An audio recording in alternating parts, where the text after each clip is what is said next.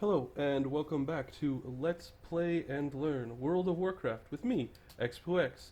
Last time on Let's Play World of Warcraft, we did a bunch of quests in the middle of Silverpine Forest.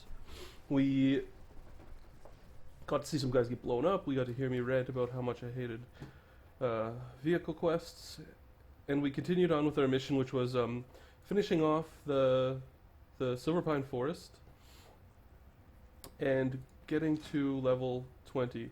I actually don't think we got a full level last recording session, but I'm not 100% sure. Pardon me. We a few things we can note. We have a whole bunch of rest experience, which essentially just means I haven't played in a while.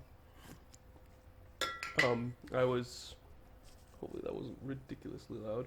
I was doing some school work for a class I'm taking, and just sort of getting everything together this weekend. So hopefully this weekend I'm going to be able to finish Litchi. We're going to be able to finish Litchi off.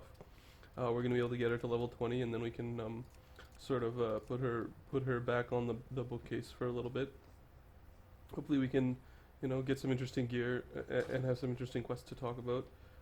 And I'm hoping this weekend I can start my SimCity 4 playthrough, which will be super fun. I'm really looking forward to that. But without further ado, we're going to talk to Lady Sylvanas Windrunner, and she's going to talk to us and take us on a little mission here.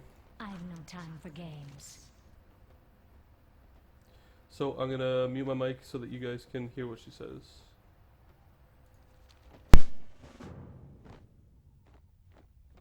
Oh, maybe we're getting flown there.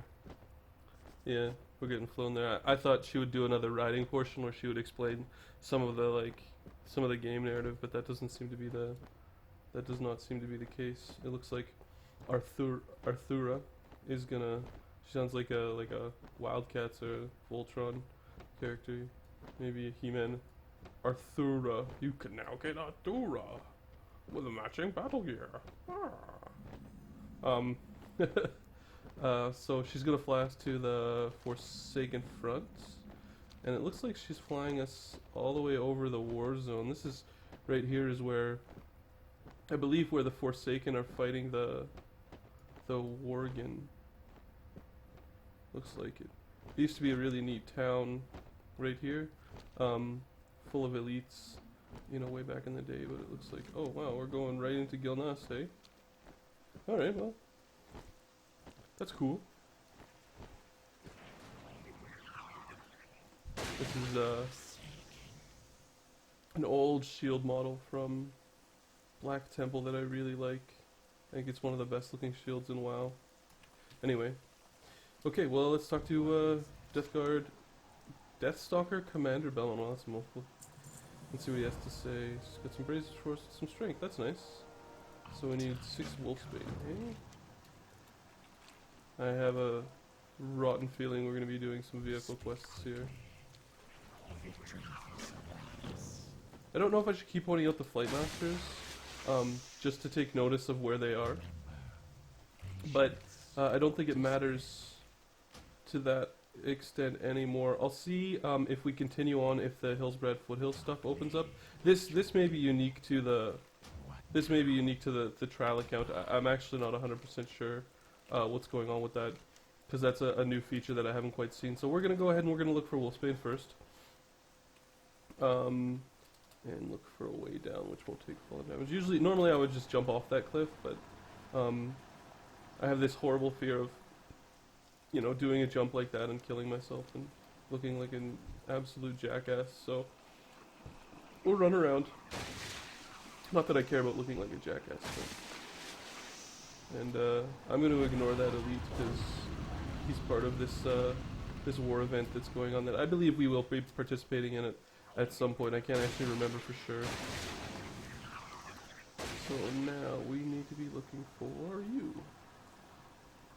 So if we had read the quest, I'm sure he would be telling us to look for like pine cones. But this is actually a broken model. So I don't know if that's because I have the trial version or what, but for some reason that model seems to be broken. That actually does not happen very much in World of Warcraft. That's the first time I've ever seen, this sort of checkered cube before in WoW. I used to see it a lot in Action Quake 2, way back in the day. So yeah, we'll go collect these these broken models. That's kind of funny. I've seen a lot of bugs in WoW, but I have never seen that. That must be like the base ploppable or whatever they use. I don't exactly know how 3D modeling or any of that stuff works. I'm not that computer savvy.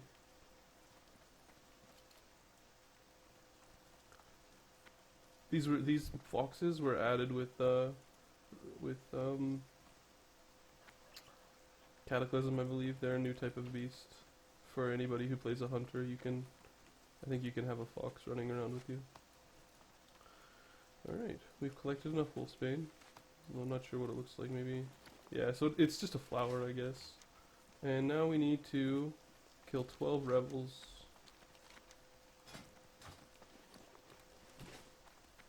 Turn V off. V, if you hit V, it shows you character's life pop up over their head. That is not a feature I particularly like or feel that is necessary, as you can see our target life up in the top here. Shows us all the information we need to know about the target. I guess some players like it for player versus player, but I still feel like, you know, like the target frame. You can get unit frame mods which will essentially do what that accomplishes. I just prefer, speaking from like a personal place, to have the system set up as I like it. And I would encourage you. I don't know if I'm gonna do the mod video now or if I'll put that off. If I'll do it later. I sort of prefer to have everything exactly as I like it. You know, that way, if you're in a situation that is, and I mean, like, you know, stressful is not the right word at all.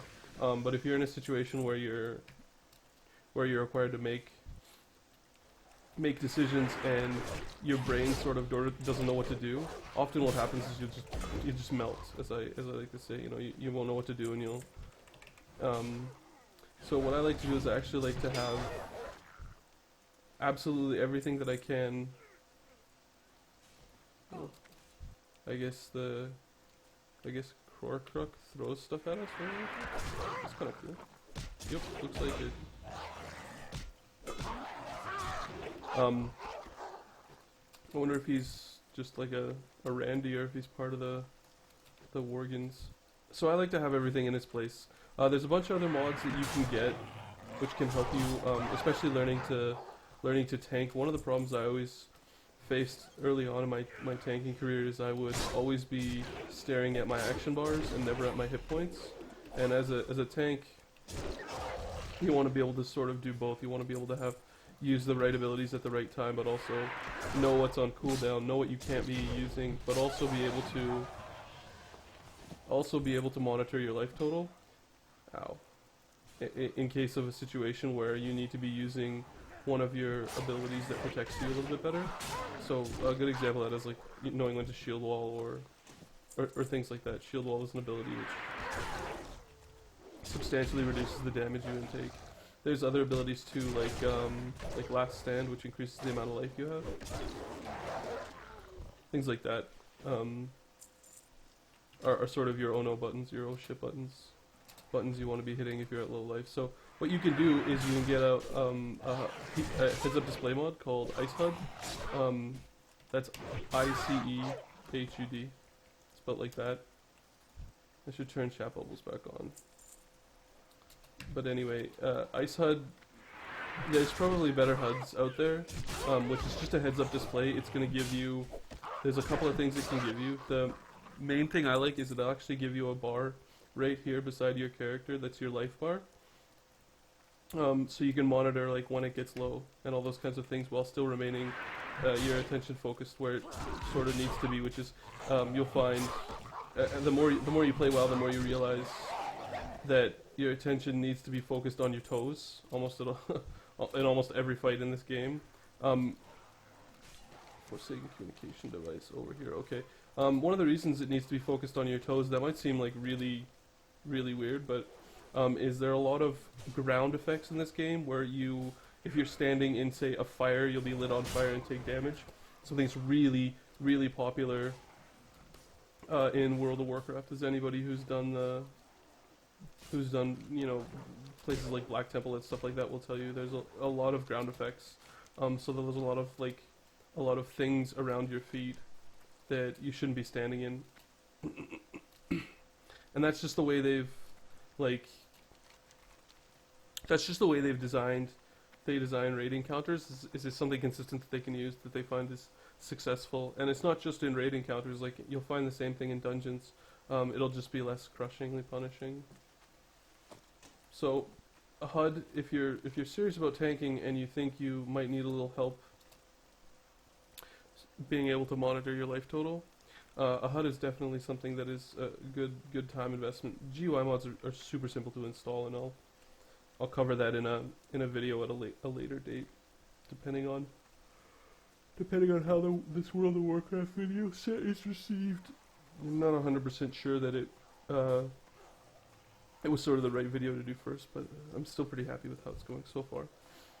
So we're gonna go turn in our quests. I'm just, you know, trying to encourage good habits by killing stuff instead of just ignoring everything and running to the quests. You certainly can't do that,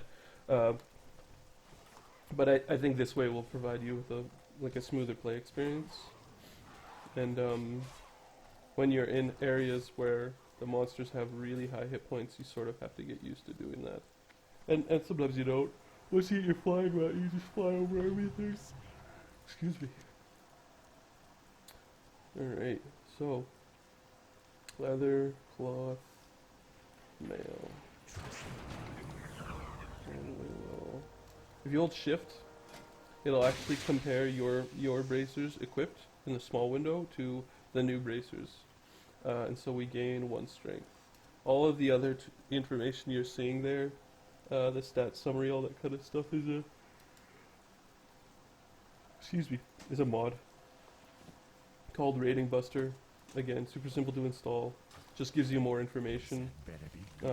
Not important at all until you reach the level at which you're consistently getting. We're gonna take our last point of blood trance, battle trance, and that's simply just to get us down to our next tier.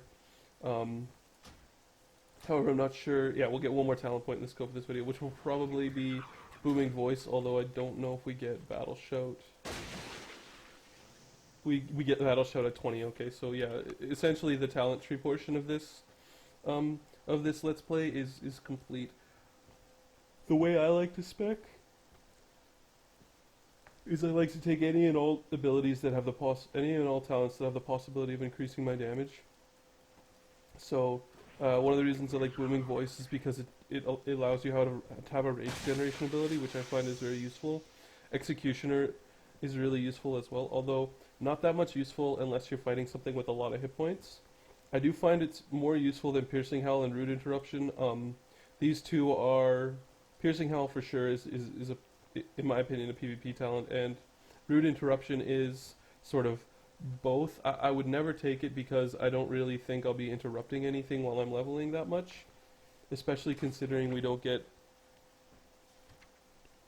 pommel until 38. You know, so I mean, if you take this talent, essentially will not do anything for you for 15 levels. Death Wish is really, really good. Enrage is probably Enrage and Fury. This is when Flurry. This is when Fury Warriors start to really pick up and start to really improve. And Flurry and Enrage are really, really great abilities. Enraging Blow, Rampage. These all. I mean, there are not very many choices in here, but at the end of the day, what you want to take is you want to take any talent that increases your ability to do damage. I could do a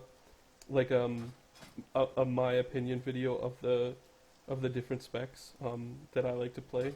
I would probably do that through a third-party website called